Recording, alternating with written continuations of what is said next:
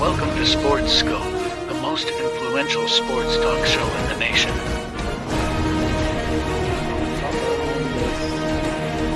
What is today, the 19th? Stay tuned for updates and great sports content. Hello, everybody. Welcome to the Real Sports Scope. I'm your host, Robert Butler, on this 17th day here of October. Got a great show with you tonight. Kevin Carroll, Coach Carroll, I call him Coach Carroll. We'll be back on the program around 30 minutes past the hour. We're going to get his take on the Tennessee game last week. What does he think? Tennessee, Alabama, Texas, Georgia, of course, the two big monster games coming up this weekend. And do a little recapping with him. Looks like he was spot on about the Ohio State quarterback. What's that guy's name? Will Howard. Plus Tom Brady. Reports are, we know that Tom Brady is officially a 5% owner of the Las Vegas Raiders. There are reports that he is pushing, this is through Barstool, and I'll talk about that. Brady is pushing for the team for Mark Davis to hire Bill Belichick. What a division that would be. Okay, so little tease there. Plus Tony Bennett just all of a sudden retires. That's the not the singer, although I think Tony Bennett, the singer, may have passed. The Virginia basketball coach, 55 years old, suddenly retires. I thought that was really interesting there. Let's take our first and only break. We'll be back here after a few quick short announcements. I'll hit the ground running here on the Real Sports Scope. Hello, Sports Scope followers. The program has seen tremendous growth since going 5 days a week. I just wanted to thank everybody for your cash contributions and sharing the program with friends and families. Just a reminder, if you want to contribute to the program, go to the Cash App, the cash sign, and Sports Scope. There are other ways to contribute to the program listed at the bottom of the screen. If you want to advertise on the program, go to sports, that is sports with an S, another S, scope, SKOPE, at gmail.com, just like it's listed at the bottom of the screen. Thank you and enjoy the program. I'm Mac, CEO of National Streaming Sports and host of the Mac and Jack Sports Show. You're watching the sharp-dressed man and the big story breaker, Robert Butler, on Sports Scope, Monday through Friday at 8 p.m. Eastern on National Streaming Sports. Thanks. Introducing National Streaming Sports, live and on-demand sports talk programming that you can access 24/7. For the premier sports talk experience, tap into our Roku channel. Start your mornings with Mac and Jack covering all the weekend sports action. Then pour a cup and enjoy all the sports you can drink on the Coffee and Sports podcast. At midday, talk sports from east to west on the Coast to Coast podcast. Followed at night by some hot girl talk with Prim and Proper Sports featuring Sonia Pearson. Talk boxing on the Gloved Fist. Yankee fans tune in for Start Spreading the News. And there's more on the College Sports Huddle and Sports Scope with Robert Butler. There are 20 podcasts in all and 70 weekly shows, giving us a 3.4-star viewer rating. To find us on Roku TV, search for National Streaming Sports on the Roku search bar. Click on the logo and you're in. National Streaming Sports, live. National Streaming Sports is brought to you in part by BetUs.com, designed for true fans. NFL odds, Week 1 and futures, college football odds, including Heisman Trophy favorites and playoff odds, NBA odds of division winners and playoffs, Major League Baseball playoff and World Series odds, the National Hockey League Conference playoffs and Stanley Cup odds, and boxing wagers. Betting opportunities include versus the spreads and outright winners, also during the game. Use our link on our website, nessp.info, the Bet Us Opportunities webpage, for a 125% bonus on your first 3 deposits. Must be 21 years old, and remember, bet responsibly. All righty then, back here live. Okay, just a quick take. I know looks like the Yankees have came back on the Guardians. You know, this thing is looking like Yankees and Mets, or maybe Yankees and Dodgers. That would be interesting. Yankees could possibly go up 3-0 if they continue this win. They're at 4-3 at the bottom of the eighth, by the way, against Cleveland. Okay.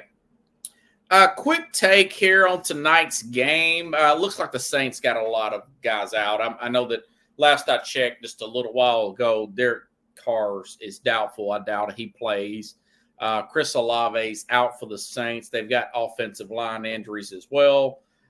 Denver does have Patrick Surtain, their lead corner, will be out. But, I'll take Bo Nix over Spencer Rattler. Denver's playing much better than I thought. Remember, I said they had like a $40 or $50 million dead cap hit from the Russell Wilson contract, and they're 3-3, and I think they'll go 4-3 tonight with the road win.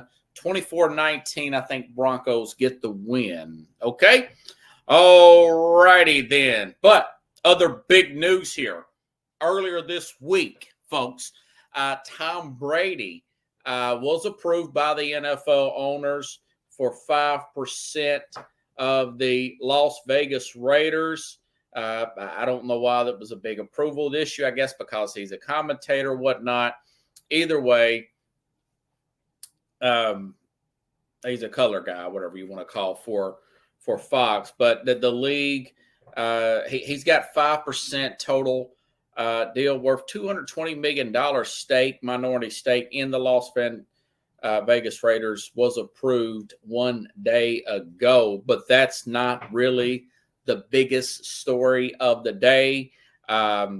This is a rumor from Barstool Sports. I picked it up off of, apparently the New York Post says it has enough weight for the Post to cover it. And this says Tom Brady's first move with the Raiders would be to get Bill Belichick as their head coach, according to Barstool's host. Let me make sure and get this man's name right. Kirk Minihane said on his self-named show, two sources have told him that two higher-ups in the Patriots organization that Tom Brady is pushing for essentially the majority owner be Mark Davis, okay? It would be Mark Davis to go ahead and hire Bill Belichick. Now, of course, this is the first year. This is the first year of Antonio Pierce there being the head coach. Wouldn't really look like a good PR move, but when has Mark Davis ever really cared about what people think other than letting John Gruden go? Remember when he did let John Gruden go, they had their special teams coach get them all the way to the playoffs with Derek Carr. And then, of course, he decided not to go with the special teams coach. He ended up going with Josh McDaniels instead. But my thing is, it wouldn't look good for Pierce, because for them to fire Pierce after this year, you're sending the guy in to compete with Aiden O'Connell and Gardner Minshew as your quarterbacks, and you're going against Justin Herbert and Jim Harbaugh, and then you're also going against, obviously, Andy Reid and Patrick Mahomes. So that's a little bit of a bummer. Now, of course, Pierce, the way I would say it, if I would look at it, if I was Pierce, you still got the rest of that contract. He's going to have to pay it out. Go ahead and pay me not to coach. I would be okay with that. They did beat the Raiders this year. They did beat the Chiefs last year at the Chiefs when the Chiefs needed that win. So he's not a bad coach. He would probably get another opportunity, Antonio Pierce. It's just hard to win with guys like Aiden O'Connell and Gardner Minshew long term. They've already traded Devontae Adams away, and they're paying $15 million.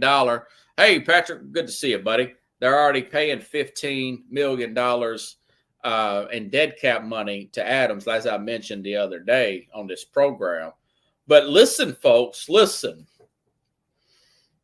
Bill Belichick, he looks, I played, thank you, Patrick. He looks rejuvenated. I just played a bit from him going in on the Jets owner, Woody Johnson, going back 25 years. He was having fun on the Manning Cast. I was watching other clips online on the X app. I could have downloaded a few, but I just didn't have time to add them into the program. He's enjoying the process of talking football. He's on Inside the NFL. He's doing other podcasts. Anywhere you see, he's popping up everywhere. I do think, and he's dating a woman in her 20s and he's in his 70s. That's what I was telling people the other day. I was telling you all here on the show the other day, a few months ago when we first heard about this. I was thinking about asking a 23-year-old out, and I'm 43, 20 years old. I don't feel so bad when it's 20 years difference versus a Bill Belichick when you've got close to 50-year difference there. But anyways, so I think he kind of realizes that he's not going to be the general manager, that he just wants to be the coach. Also, there were reports earlier a couple of weeks ago that the Raiders would potentially be interested in Colorado's Schroeder Sanders in the first round coming up in the 2025 draft here, And if you tie everything together, we know that I've said this on this program. If you don't know, now you're going to know. Tom Brady's been working with Deion's son in the offseason over the past few years. And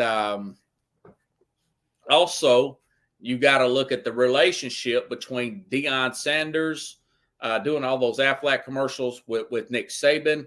And you know that Nick Saban and Bill Belichick are really good friends. They did the documentary, The Two Bills, together. So that there is a lot to be tied into that as far as Nick Saban, Bill Belichick, Schroeder Sanders, Tom Brady. I could see all of that coming together. Mark Davis, not one shy to, even though he's one of the poorest owners in the league, poorest meaning billions, he's not shy about paying out contracts. He's paying Josh McDaniels. I'm sure he's worked out something with John Gruden and who abruptly left at the end of his contract. He wouldn't be shy about paying out Antonio Pierce at the end of this year, although it wouldn't look right for Antonio Pierce. But if I'm Pierce, if you want to pay me, $5-6 million a year for the next 3 years or whatever to not coach, yeah, I can do that and do some other things, or maybe go coach somewhere else for a portion of that money. Sometimes that's the way these contracts are written up. But my only thing is he's worked with Josh McDaniels so many years. Would Bill Belichick want to bring back his old offensive coordinator from the New England Patriots, Josh McDaniels, who's just recently fired a few years ago, who's had some issues, Josh McDaniels, who's had some issues with the Raider players, is still going to be on the roster. And of course, with Mark Davis, the way he was fired there, I don't know. But I do know Bill Belichick has been around the league for 40 plus years, and he's got other contacts that would be willing to work with him as an offensive coordinator. I don't think that's going to be a big enough deal. I don't think that per se would be a deal breaker per se, But my thing is Mark Davis. My take on this, I do think this does have some legs on it, that Mark Davis, the owners, loves to make the big splashes. As I mentioned before, he hired John Gruden, who'd been out of the league for years, signed him to this unprecedented 10-year, $100 million contract. And then, of course, we know about the comments in the emails Gruden made with that other investigation and with the Washington then Redskins owner, and all of a sudden with Daniel Snyder. But also we know about, like I just said earlier, they had the interim coach, Rich Bisaccia, I think is his name. Remember, he got them to the playoffs and everything. and Derek Carr, I won't play for anybody else, blah, blah, blah. And then, of course, it looked like that they were going to hire this guy, and then they didn't. Then at the time, because he had already turned down a few other jobs, the Josh McDaniels hiring was a splash hire per se. And then, of course, we know what happened there. McDaniels doesn't seem to be head coaching material. So all of it would make sense, and it's crazy enough that he would do it. I'd kind of like to see him do it. But check this out, folks. Check this out. This would be the toughest division coaching-wise and incredible coaching-wise in the history of the game, in my opinion, as far as credibility with the head coaches. Say for whatever reason this goes through, that Tom Brady gets his way and they move off Antonio Pierce and hire Bill Belichick in 2025, all right? So you would essentially have Bill Belichick with the Raiders, a multiple Super Bowl winner, as the Raiders head coach. You would have Andy Reid, who's won multiple Super Bowls with the Kansas City Chiefs. You would have Super Bowl winner with the Denver Broncos. And, of course, you would have Super Bowl appearance and national championship winner with Jim Harbaugh. I mean, that is – I know, Kevin, you hear me back there. That is the most dangerous division in football. You got to – if you have a divisional game, you got to bring your A game every single week, because the other guy, he's going to be prepared every single week. Of course, then it will come down to about quarterbacks. But it's like I said, I really like Herbert and Harbaugh combination to push Andy Reid this year. And it looks like Bo Nix is so far so good, him and Sean Payton. So that's an interesting thing. And, of course, with the Schroeder Sanders there, that would be something to follow as well. I got one more topic, and then I'll get to you, Kevin, if you're cool with sitting backstage, brother. And I may even ask you about this. Okay, so Virginia's basketball coach, folks, suddenly Tony Bennett, not the singer, which I think Tony Bennett just passed. He was in his 80s.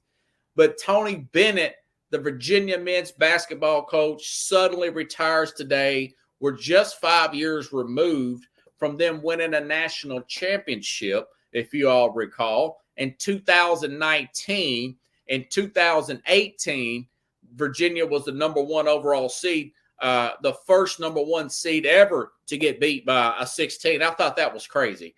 I thought that was insane in the memory. Then the next year they come back and win a national championship. This guy signs a extension last summer. I don't know what happened, but I did read some stuff here offline here about it. And I want to say the fact that he has not had good years since that national championship. He has somewhat underachieved. I want to say this is from CBS. He led them to we know about that. He's got 364 years, been there 15 years. Winning the ACC championship game 6 of those times, making 10 NCAA tournaments. But even after a disappointing early NCAA tournament exit, they did extend it.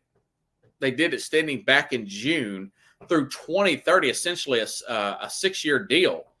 But like I said, they have been coming out getting beat earlier. 13, they become the first seed ever to lose. But they have underachieved over the last few years. But I do not think that is what it is, though. I really don't. I just think that, like a lot of these other, since winning the national championship, this is what CBS says. Virginia had not won an NCAA tournament game, losing in the first round in 2021 to 13 seed Ohio. The first round in 23 to a 13 seed Furman, and then to Colorado State in the first 4. So that is, that's one thing. And this article also says suddenly Florida State's Leonard Hamilton, Clemson's Brad Brunell, and Miami's Jim Larranaga are the only ACC coaches who were manning respective clubs a decade ago, who are with their respective clubs. In other words, these coaches are leaving college basketball quickly in college sports. We also know about guys like Jay Wright. I thought he prematurely retired. You want to look at who was the other? Nick Saban. I was talking about Nick Saban abruptly retired from the Alabama in football. Jay Wright, Dan Hurley. Who would have thought Dan Hurley? He was in.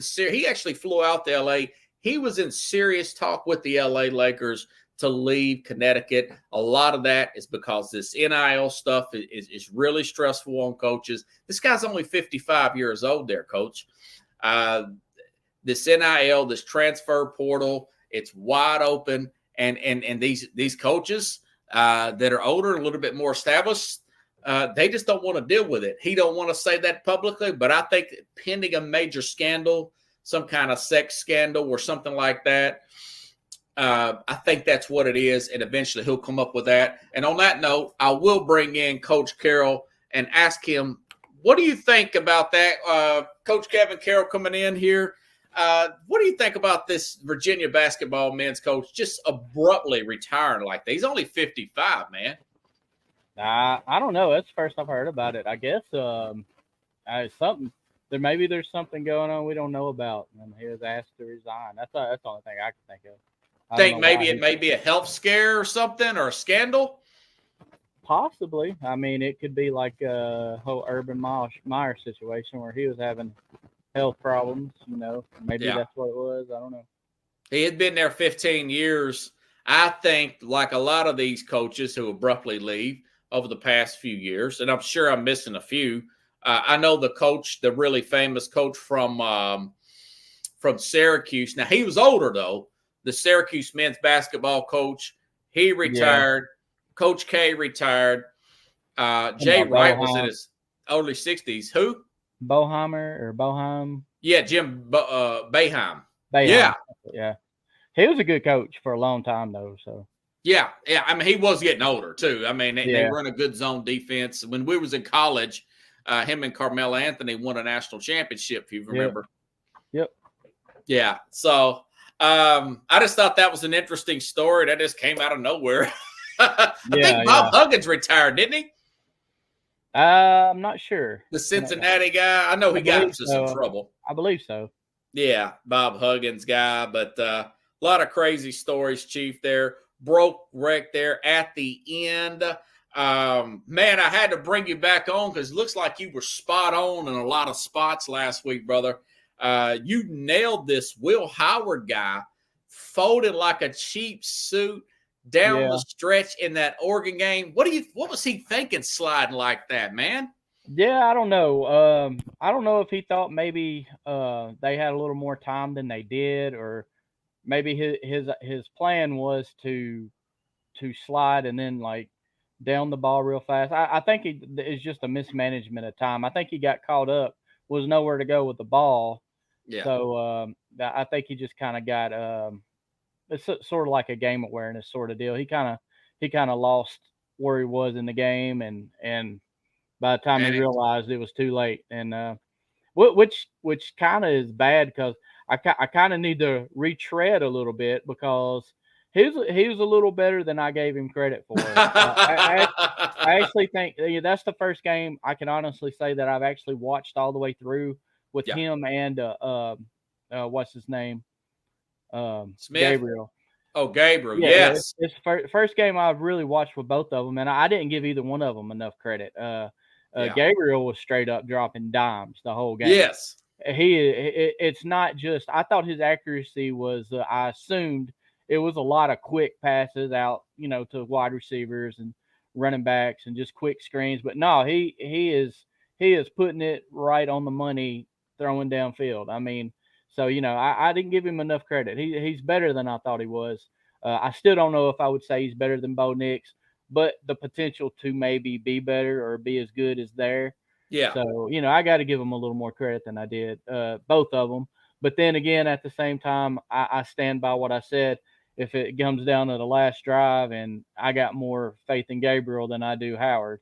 And of course that played out. That pretty much played out. But yeah, it was a little better than I thought he was, though. He didn't play a bad game other than that bonehead play at the end of the game. It was a great game to watch, though. I really I'm enjoyed looking that at game. his stat line there, Coach.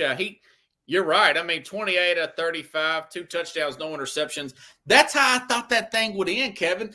You know how crazy it is up there in Eugene, Oregon. It's total pandemonium up there. Oh, yeah. I think if these two play again, Ohio State will probably he is all that. That receiver up there, what's his name? Jeremiah Smith. 9 catches, 1. That's man-child, ain't he? Yeah, he's good. Yeah. He ain't no joke at all. And it's like I said, we were talking about last week about the rosters. I still think Ohio State has the more talented team. Yes. And when I was talking about ranks, that's what I was talking about, the ranks. Yes. They rank the rosters, and I believe Ohio State is one of the 1, 2, or 3 top ranked roster in college football. So they're very talented. So I mean, it would be tough to beat them again, especially on a neutral field. So yeah, that was my preseason prediction that Oregon would win this one. Ohio State would win the Big Ten championship. They would meet again, and Ohio State they would beat at a neutral field. I mean, I'm really high on them this year. I actually had them beating Georgia for the national championship, but that was in the preseason. Now it don't look like that's going to be the case, but who in the bleep knows, man? Oh, you never know. With this playoff system, it's going to be crazy. I mean, I'm looking forward to it. This is going to be a fun playoff to watch. So yes, What do you think about last week? Where do you rank all these games as far as excitement in college? I thought it was better than the NFL last week. Not every week, but last week particularly. All these overtime games, man. Even that Penn State game was good against USC. Yeah. 9 out of 10 weekends, I prefer college over NFL. I thought you would say that.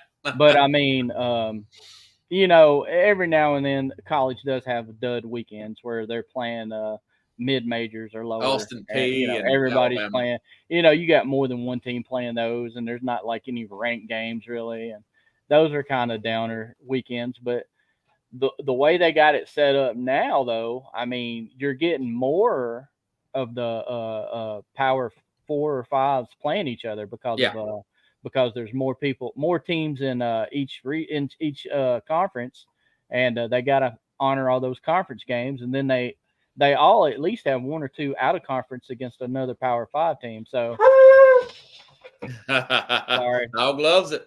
Oh my goodness. How do you did you get a chance to watch all these games? I mean, I had to record a bunch of these games because they were all on at the same time, Coach. Oh, I was watching Tennessee and Florida play, and at the same time, not looking at the bottom of my screen because I was recording Oregon and Ohio State. Because I wanted to watch that full game. I didn't want to get updates or anything like that. And for the most part, I was able to get through it without finding out a whole lot. But it's just I've been doing this for so long, so I'm pretty good at doing it. But it's almost impossible not to get a little bit of information, which I did. I knew Oregon had 22 for a long time, and I didn't know what the other score was. But I was and finally I watched the game after that one went off, and I intended on also recorded Colorado and Kansas State. I was going to watch that. But I found out what the score was before I got a chance to watch it. So I was like, well, I'm not even going to bother watching it now. So, but yeah, that was a good game too. But I come down to one play, one no call at the end. Yeah. But I mean, Colorado defense gets a stop there. That we're talking about a Colorado team with just a 1 loss and a big win over K-State, man. Right. That would have been a big win for them. But the problem is Colorado. I mean, K-State is not the cream of that conference. I mean, they're good. They're a good team. But, when Colorado runs into Utah and BYU and BYU is in the Big 12, right? Yeah, I know. They keep changing it, right? Yeah, I think they are. I know Utah is. Yeah, Utah is. Arizona's not bad. Shoot, who's the one I'm thinking about that's really good right now? Nebraska beat them earlier this year. They're in the Big 12 now. No, there's another team that Iowa State. Iowa State's really They're good. undefeated 6-0. Yeah, Iowa State's not looking bad at all. So I think Yeah. Colorado's going to probably have 4 or 5. They just need to get they got Yeah. 4 wins now. They just need to get 2 more to get a bowl Yeah. game. I mean, Yeah, they're not going to play in the playoff. Yeah, I'm thinking that's what I'm talking about. God, no. I'm thinking they're going to have 5, maybe 6 losses by the time it's all said and done. But we'll see. Them getting to a bowl game will actually be improvement over last year. So it's just not what everybody was trying to tell us. Everybody's like, oh, they're going to be so good this year. They pieced together this offensive line and all this out of the transfer portal.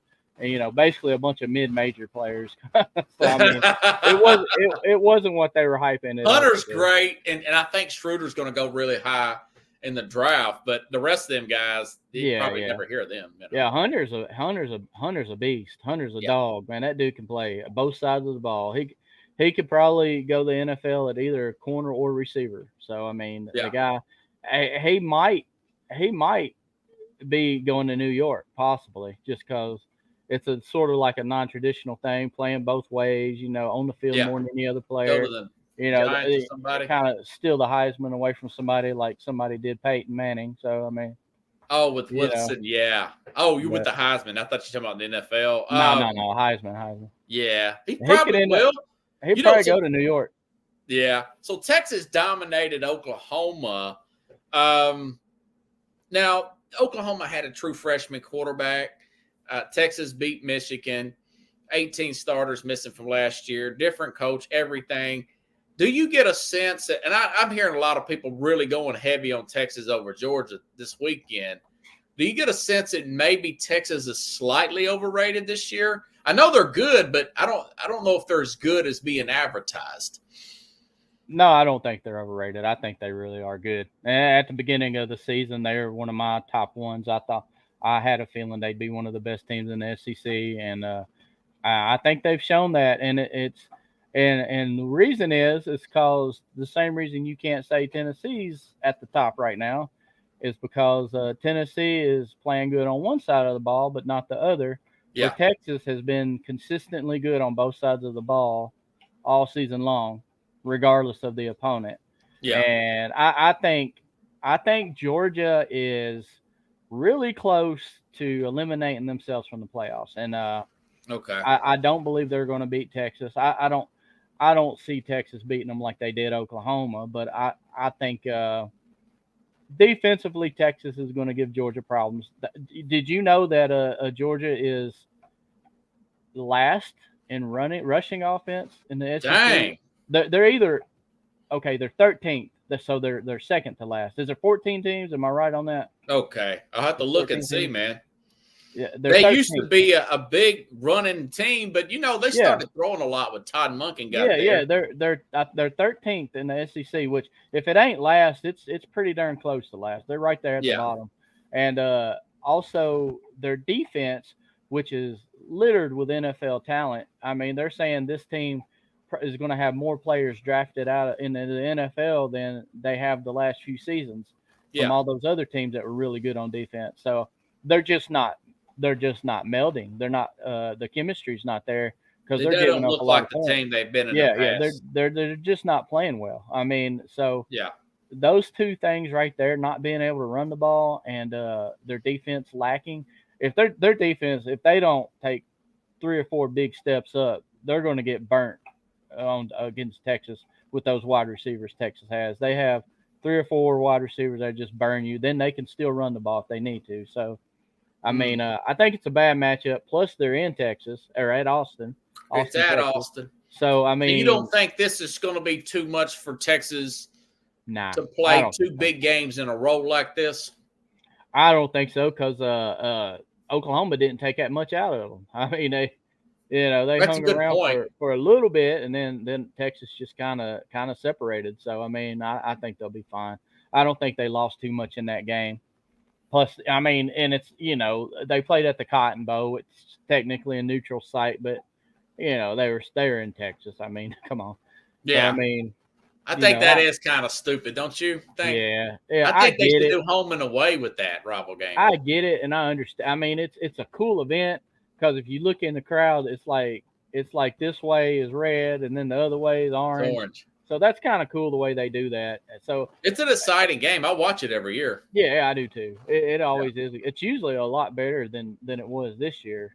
But I just think Texas is just so much more talented than they are this year that you know, and they got one of the top ranked rosters as well too. So I mean, I'm looking, man, on this stat line. It says they got the best total yards defense in the SEC. Yeah, and they're the best in points allowed. 6.3 points a game. Maybe this is their year, you know? Yeah. First year in the SEC, and they come out like gangbusters.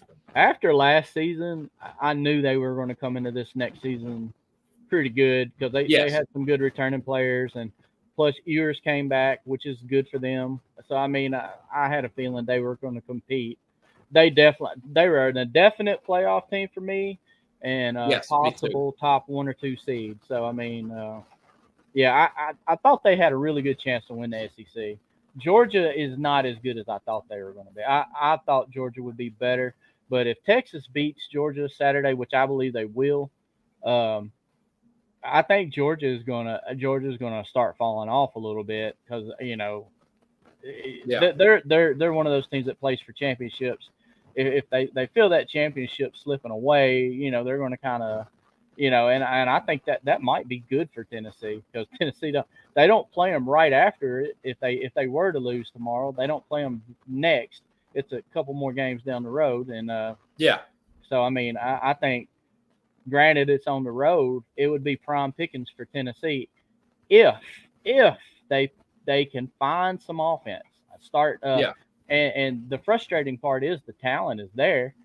From Nico to the receivers, I mean the talent. Let me get to that. So, what are you thinking when it's 3rd and 18, Coach, and Florida throws that touchdown at the end of the 4th quarter and causes Tennessee to go on overtime? Did you start to think, okay, here we go, the curse is back on, they're going to lose this game? I started to think I need to calm down or I'm going to have a heart attack. That's what I started to think. Because I was like, just please stop them so we can just sit on the clock and get this thing over with. Yeah.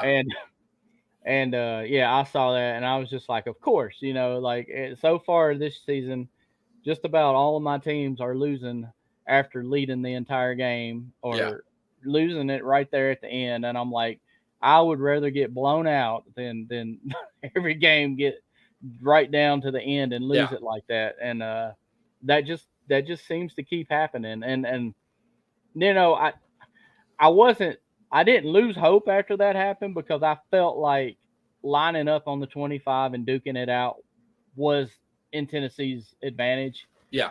The way we can run the ball and all that good stuff. So, I mean, I was still pretty confident we would win. It's just, you know, just the chance that something fluky could happen and then they end up losing, you know, it's just, but hey, they held on, they won the game. So I will never, ever, ever complain over a win against Florida. I don't care how bad it is or how close it is. If we beat Florida, I'm happy. It doesn't matter how bad they beat them. You just got to beat Florida. So yeah, and you're a wagered person like myself. That's the second time that in the last 2 years, I've taken Florida and the points, and I've won 3 games off of that and different wagers because Tennessee sees that Florida jersey no matter how good they're playing. I was joking with a guy at work. I said, man, you can put a bunch of Pee Wee kids out here at 8 years old. You put a Florida jersey on in a fully loaded Tennessee team, and that game you're hanging on by threads. Yeah, for sure. And this is exactly why I do not gamble on sports. I do not do it. The most I'll do is DraftKings or FanDuel, where you do that DraftKings. Do the weekly fantasy thing. That's fun, ain't it? I do that, but that's as far as I go with it. I do not drop. Okay, this team's going to beat this team because I'm an underdog person at heart anyway. Yeah. So I want the underdogs to win most of the time, unless it's my team. Then I want my team to win, of course. But I don't bet. I want to keep my sports pure so I can just enjoy it and not. I'm already enough of a wreck when it comes to the Vols as it is. If I have money on it, then it's going to be even worse. I was betting against Tennessee because at one point FanDuel had Tennessee as 16.5-point favorites.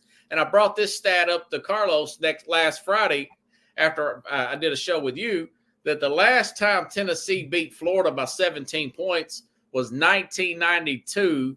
That was Steve Spurrier's third year. He had a big turnover of players there. I didn't see it happening, man.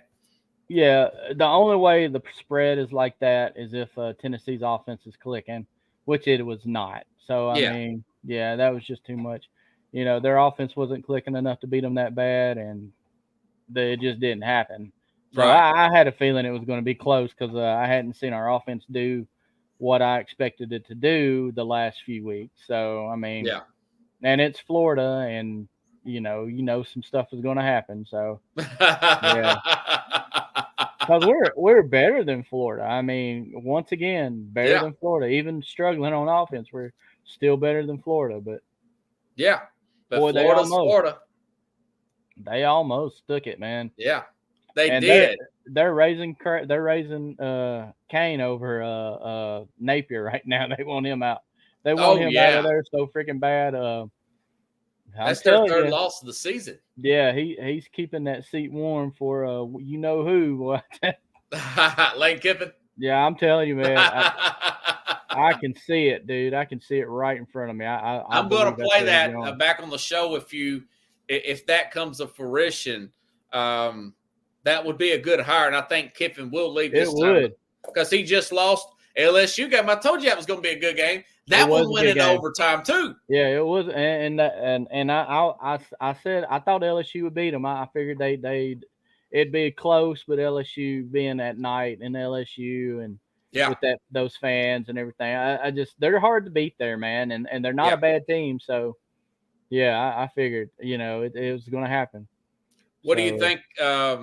Okay, I was looking at Tennessee, Alabama, and Tennessee had a 20-7 lead at halftime last year at Tuscaloosa. Yeah. I really like Tennessee's chances against Alabama Saturday, man. The more I think about it, what do you think about that game? I'm halfway there on that game. I believe the defense is playing well enough to win. Yeah. I believe the offense is got to find a little bit more than what they've been doing the last few weeks. And what I mean by that is I don't think we keep Bama under 20 like we have everybody else. I think we're going to have to score 20, 31, 28, somewhere around there in order to win this game. 27 would be my minimum. So, we're going to have to find a little bit of offense, even if it's off of special teams or a pick six or something. I mean, just find, a little bit extra points, a few extra points, and they can beat them. Like I said, I'm at like 31-21 or something like that, or 28-21, somewhere in that ballpark. If they can score around that area, I believe they can beat them. Because I like the way they match up with them defensively. I think they're gonna shut their run down. Alabama's they're not running the ball like they did with Saban. I mean, it's just not the same. They still got players. They can still run it, just not as well. And Tennessee's run defense is really good. It sucks that Peely went down at linebacker and he's out for the year. No. Yeah, but T. Lander and Arian Carter, they stepped in and played wonderful. They played great. I mean, it was like they did not miss a beat. Two young guys that are getting ready to come up once Peely graduated anyway. They're getting that game experience right now, and they are already good enough to basically they filled in the shoes just like and they're both a little quicker than he is, so they're a little better in the pass coverage. So that kind of helps in a way. So I think they're going to shut the run down and then put it all on Milroe. And the biggest thing is don't let him run all over the place. If you can contain him, just contain him a little bit. Yeah. And make him throw it every time.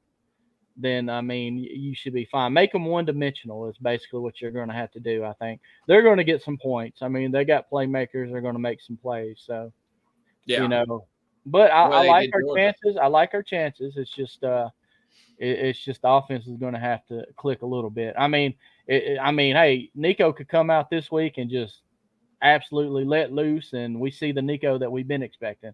If that happens, then Tennessee can win by 2 scores. But I'll believe that when it happens. Yeah. He's got to We'll be do it first. frustrated every time he would get a big run in the Florida game. It'd be another flag.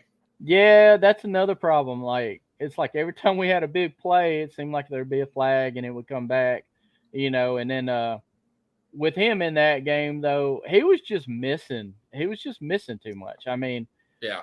Passes that we know he can hit, he was overthrowing them, and even some of the short ones, he just was off target. I don't know if he was flustered or what's the case. I mean, like you said, he's a redshirt freshman, so not as an excuse. It's just that's just the way it is. It might take him a little while. Maybe he shows up this week, like I said, and we start seeing the guy we thought we were going to see earlier. So. Yeah, I'm trying to think if he had a turnover last week. Yeah, he did have an interception. He had a fumble. He had a fumble when they did that read option. He made the correct read, actually, and if he was able to pull that ball back, he was going to gain some good yards. And they could have got a score on that drive, and there may not have been an overtime. They were way too much in a hurry on that drive. It was the first drive. Yeah. And, he did that read option. The running back, I guess there was a little bit of miscommunication between the running back and the quarterback. Running back held onto the ball a little too long. So when he pulled it out, it fumbled or whatever. So it was, it goes down as a turnover for Nico, but really it was both of them. But, I mean, it is what it is. It's turnover's a turnover. Yeah. He didn't throw. They ran for. But you're right, though. Alabama's defense, these tough games. Alabama's had 3 tough games in a row. Yeah, you gotta think if Vanderbilt can score 40 on Alabama, surely we can. I mean, yeah, surely. Or at least put 35 on them and keep them to 28. Right, exactly. And Tennessee's defense gives me hope in every game they play. I think the defense. I think they saved them last week, man. They did save them. I mean, you held them. Anytime you hold a team under 20. The defense did their job, in my opinion. So, I mean. Yeah. I mean, Mertz, he's done for the year. Knocked their quarterback out, and they put that freshman in. And he did pretty well for them last week, man. Yeah, he didn't do bad. He didn't do bad at all.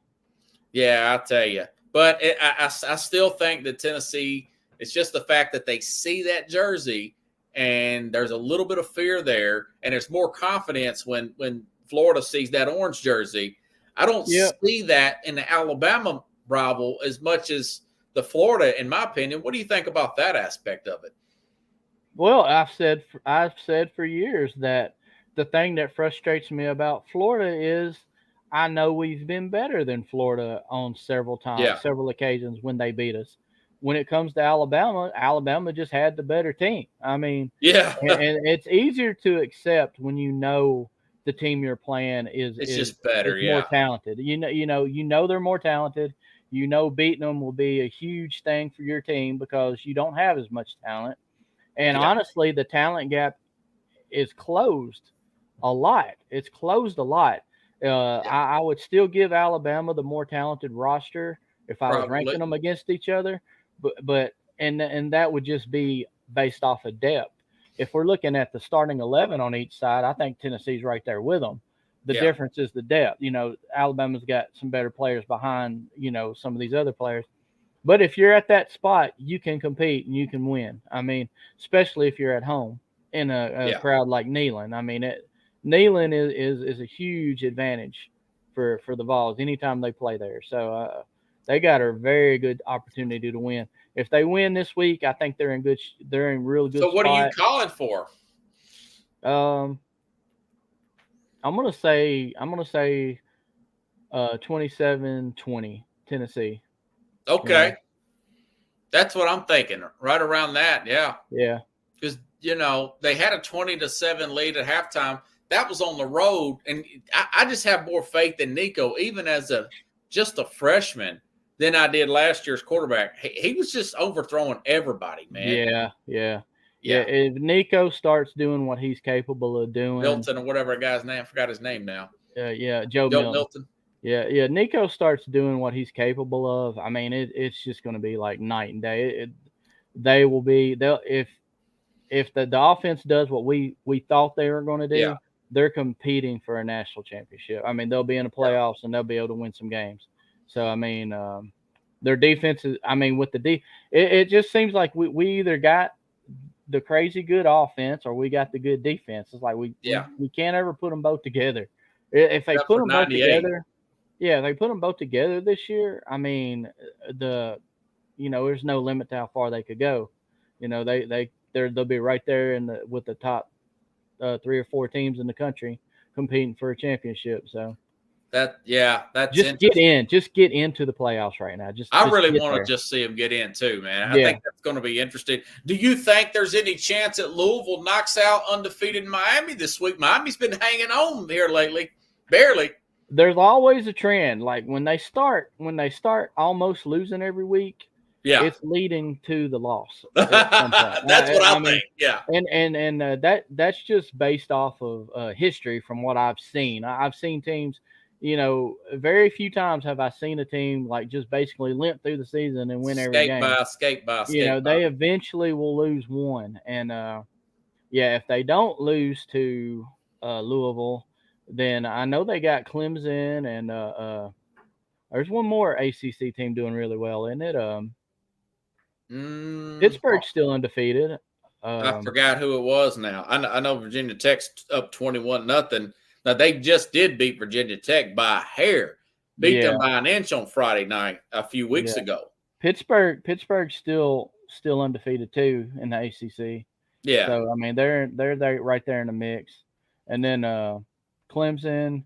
And I think there's one more team that's still doing pretty good. I'll have to look at their standings real quick. Off the top of my head, but is Army? No, I don't know. No, I just hit the wrong division. Army's doing pretty good. I hit the wrong. Army and Navy both are undefeated still. Yeah. I think they said that's the first time since like 1950s or 60s or something like that. I was talking yesterday with Keith Engel about that. Yeah. I'm trying to find them now. But, yeah, you're right, man. I think it is one more team. Pittsburgh is trying to look at their overall record here. You've got Clemson's 10, Miami 6, Pittsburgh's 20th, and SMU's in the ACC. Yeah. Boy, this is crazy nowadays, ain't it? Yeah, they're all over the place. It's not about geographic anymore. And Cal's in the ACC. That was a wild game, man. That was a wild game. I didn't watch it, but I'd seen the highlights. And I thought, wow, okay. Yeah, I do like that quarterback from Miami. If he can clean up some things, I think he can get a shot in the NFL as well. Yeah. He's one of the guys that they're talking about Titans and stuff like that. Cam Ward was one of the ones they're talking about. And they're coming off a bye week. Sometimes teams don't play that well off of bye weeks. They're a little sluggish. Yeah. Like Tennessee was last week. Or week before last. Yeah. So, I mean, I wouldn't be surprised if Louisville beats them, to be honest. Yeah. Are they playing them on the road? It's at Louisville, and Braun. Yeah. When we were going to school, he was a good quarterback with Louisville back in the day. Yeah, Braun. Yeah, I remember him. Yeah. And his coach, I can't remember his name, but that guy was Bobby Petrino. Yeah. Bobby Petrino. He's a little bit of a whack job, but he's good football coach, ain't he? Hey, when it comes to offense, Petrino's your man for sure. So I mean, who was I thinking of? He's kind of like the Lane Kiffin in a sense. Yeah, Lane Kiffin. A little shady, but good with quarterbacks. Hey, Lane Kiffin, he's a good coach, man. Tennessee people hate him, and I hate what he did. I don't hate that he left. I just hate how it happened. I mean, me too, it set us back. The timing of it just threw Tennessee picking off. up Dooley and Dillon with those years. Yeah, I understand going to USC. That was his place. That was his job, his dream job. I don't blame him for that. it's just like right there, right before all our recruits signed. I mean, come on, man. And Tennessee Yeah. had no shot to get any better coach than Yeah. Dooley. Then you got Orgeron going with him, talking about if you ain't signed yet, don't report the classes, this and that. Like, come and on, he man. stole a lot of their players. And Tennessee was recruiting really well when that happened. They were. It backfired on him. I mean, the truth of the matter, he was doing better at Tennessee than he did at USC. He was hanging on too tight at USC, and it kind of worked out the way it did with Jimbo Fisher at Texas A&M. They just didn't get, certain jobs. I think the coaches, they hang on too tight. They're trying too hard. They're not delegating it like they used to. Yeah. And they get overly stressed out and everything falls apart like Jimbo. And because we know Jimbo's a good coach. He went down and won a national championship with Florida State. Yeah. And speaking of A&M, they've actually looked like they've turned the corner a little bit. They're playing pretty good. So, I mean. That guy's a pretty good athlete. I thought the backup was better, but he came back with a vengeance. What's his name, Bowman or Wiseman? Yeah. He's playing good ball right now. Yeah. And see, this is why if Tennessee wins tomorrow, and then if Tennessee can beat Georgia, I believe we're in the playoffs. Wow. Straight up. And then you got Alabama and Georgia both. I don't think it's too far out of the reach to say they lose another game and they're both out. I mean, because I can see LSU possibly beating Alabama. I don't know if they play Ole Miss or not, but Ole Miss could beat them.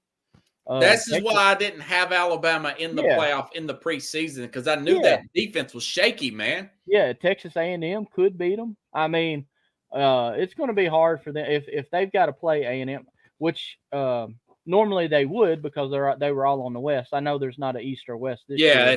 It's all mixed up now, man. But I mean, hey, they could drop. As a matter of fact, I think they will drop another game if Tennessee beats them. If they are able to get by Tennessee, they might. Oh, they got to play at LSU. You're right. They lost the last time they played at LSU. They got to go to Okay, and the chances of that being a night game are probably pretty good, actually. Yeah. So. Yeah. And then they got Missouri after that, after Tennessee. So it's not an easy road at all. Of course, they had Oklahoma and Auburn the last two games. Maybe Oklahoma's quarterback picks up some momentum. All right, so they don't have to play No. A&M then. Okay. No. So, I mean, but hey, Auburn's going to give them all they got. Every year, man. They got Mercer in there. Go figure. Yeah. They needed a little mercy. So. Yeah. But I want to say Nick Saban didn't pick them in the preseason to do nothing. So he thought it was going to be Georgia and Texas like myself. Maybe Georgia reels. Maybe Georgia shocks everybody and plays up to standards like they did against Clemson. And because this, though, about Sarkisian's teams have a tendency to play down for some reason. They have a tendency to make mistakes in big games that they wouldn't normally make mistakes at. Like a few years ago. Remember when they blew out 2 years ago, they blew out, who was it? Oklahoma. But then that year they lost to who was it? TCU or something like that. Yeah. They do that sometimes. I think it was Oklahoma State. They also another game they shouldn't have lost that year. I look at them last year. They only lost to Oklahoma, and then they lost to Washington in the playoff. But so I mean, to me, I've seen progression with them. They've gotten better, and they're more talented now too. So more experience on the line. Yeah, I think they'll be okay against Georgia. Like I said, just looking at it from a straight matchup standpoint, I just feel like they match up really well with Georgia. So I mean, they should beat them. I mean, anybody can lay an egg on any given weekend, though. So I mean, I'm gonna watch. I'm interested to see how Georgia does against Texas. Yeah. To be honest, but I have a feeling Texas is going to beat them, and I'm going to say by 10-14. I think they beat them 10-14 points. Well, that would definitely solidify them being number one team. I think they'll separate themselves from them a little bit. I don't see them I don't see Georgia making a big run like they did against Alabama, against Texas, because Texas's defense, from what I've seen, has played consistently from first quarter Yeah. through the fourth. They don't let up at the end of the game. So I mean, I think they'll stay on them and they'll hold them down a little bit. Yeah. Yeah, 10-14 would be my guess. Wow. What they beat them, and and if that does happen, come up when Tennessee goes down there, their spirits are going to be down a little bit. I mean, if they lose, Well, I've been wanting Tennessee to get revenge on them for a long if time. they lose Saturday and then Tennessee goes down there and beats them in Athens in a few weeks, Yeah, they won't make it. yeah, they're gone. They're out of the playoffs. I Yeah. mean, they're not going to the playoffs. And so there's really a world here where Georgia and Alabama both will not make the playoffs. No, I didn't think before the season started. I didn't think Bama was going to get in. Me I neither. did think Georgia was going to get Yes. in. I thought Georgia would get in, but like I said, they haven't got their receivers. They're weak at wide receiver, I Yeah. believe, and that has kind of held them back a little bit. And their running game should be better than what it is. I mean, ranked 13th in the conference is pretty bad. I like I said, they can usually run the ball, and that's usually their bread and butter. But Boy, now, Brock Bowers was a really big loss for them. yeah, he was. Brock Bowers was Yeah. outstanding. He's doing well player. with the Raiders. Yeah, though he's they're not good. playing. He's playing I well. swear, I wish he had a quarterback. I wish he really had a good quarterback. And the mock drafts, they all had him going early on. They all had him going to the Bengals, and Yes. I'm sitting there thinking, oh, if Joe Burrow gets Brock Bowers, I'm like, I saw a lot of them. Yeah. I could see them going to the Super Bowl just off of that, based off that alone. With Higgins, Chase, and Bowers, come on now, that would have been hard to deal with. But Maybe Schroeder Sanders will be throwing to him next year. With Bill yeah. Belichick being the coach. right. Yeah. Are you really big on Sanders in the NFL though? Well, I tell you what, he's looked good these last few weeks, man. I watched all of that Kansas State game. I think he's a good player with good like he's accurate and everything, but I mean he's small, man. The dude he's not big at all. I just don't know. I wouldn't want my team to draft him. I mean, I don't want the Titans to draft him. This but, doesn't feel like a big time quarterback draft, anyways. It don't. It really don't. Wait a couple years, Titans fans, and try to get Arch Manning. Somebody, man. Yeah. It's just it's hopeless as a Titans fan right now. I'm looking at it right now, and I honestly don't even see where to go. Honestly, this year or next. Yeah, I hear you. I hear you. I mean, what do we do? Completely tank this year? Yeah, trying to get the Georgia year? quarterback or Quinn Ewers. Yeah, I mean, I'm not that high on Ewers as an NFL pro. I don't know how on any of these guys. Maybe Cam I'm not Ward, either. But I would say Ewers if I thought he could stay healthy, but he hasn't shown that he can. So the whole time he's been banged up. Yeah, he has. And Cam Ward, I see some things I like there, but then again, I'm like, I don't know. It's just hard. Then again, I didn't think Jalen Daniels was going to be a good pro. I thought I wasn't sure. I was kind of, my jury was kind of out with me on him. I was interested to see how he did. It's just like the hardest thing, in my opinion, in sports to do is to get a quarterback from college to the NFL. Yeah. And that is good. That is going to be successful in the NFL because they can have all of the talent and all the skills and the best arm, the athletic, everything, and still not be able to play quarterback in the NFL. It's just it's hard thing to do. To me, it's the hardest position in all the sports is to be a good NFL quarterback consistently, not just have one good year and then fall off like most of them do, but be a good quarterback for 10 years. And that's why they make the money they do. And honestly, a lot of them are making money they shouldn't be making because they think they're good. And I'm like, yeah.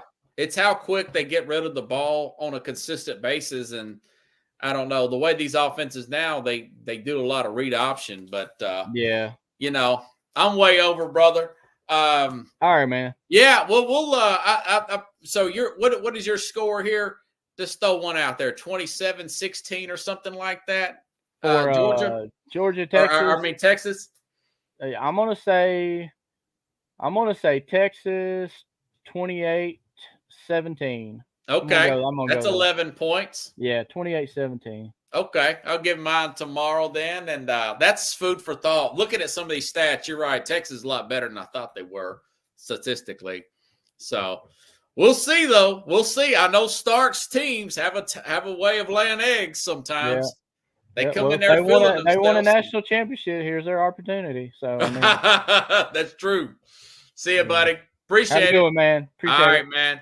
All right, everybody. I will see you tomorrow with the Mad New Yorker Friday. I'll be picking these games. And have a good night, everybody. I'll see you tomorrow, same time, same place here on the Real Sports Scope.